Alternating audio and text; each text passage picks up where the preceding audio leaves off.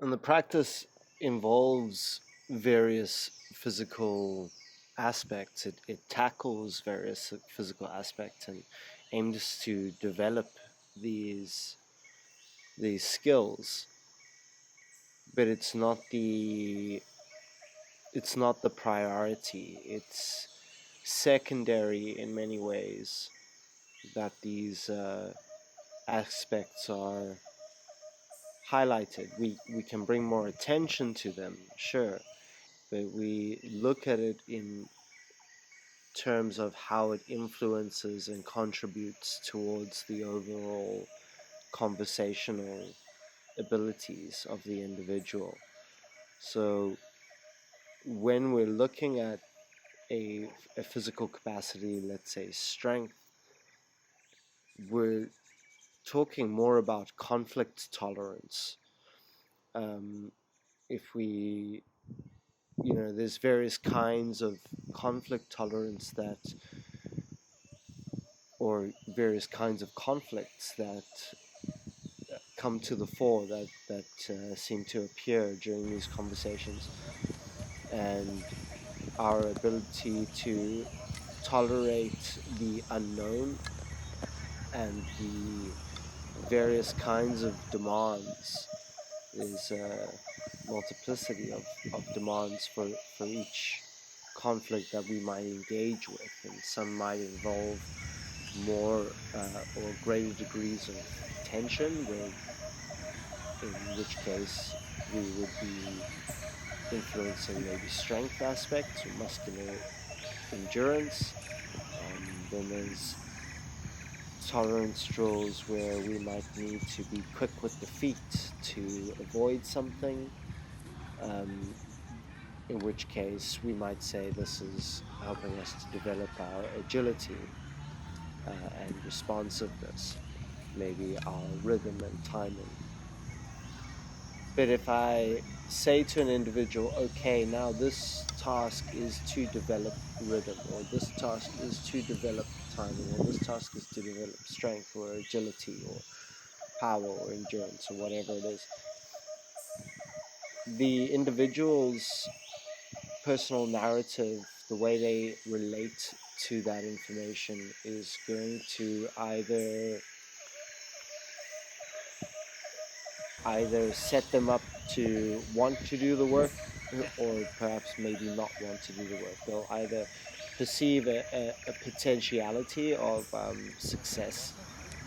So by hearing the information, they assume their own level or capacity in relation to whatever it is that we say we're going to be working on.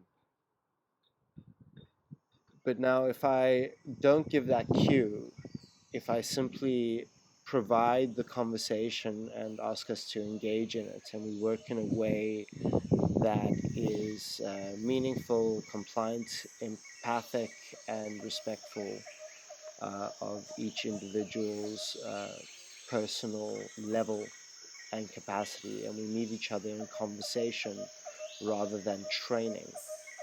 I never force anyone, no one ever forces themselves to do anything beyond what they're capable of doing. So they communicate at the level at which they're able to communicate, and their partner meets them there. And if the partner has a greater capacity in this specific field, in this specific skill, then the partner is able to dial it down and regress so that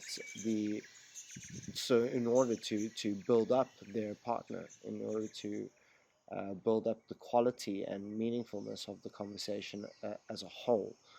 So we meet each other where we're at, and we empathize in a way where we can communicate clearly together, rather than one needing to always communicate with those that are at their level. By having this idea of the conversation, we move away from more advanced beginners, intermediates, and all of that kind of stuff.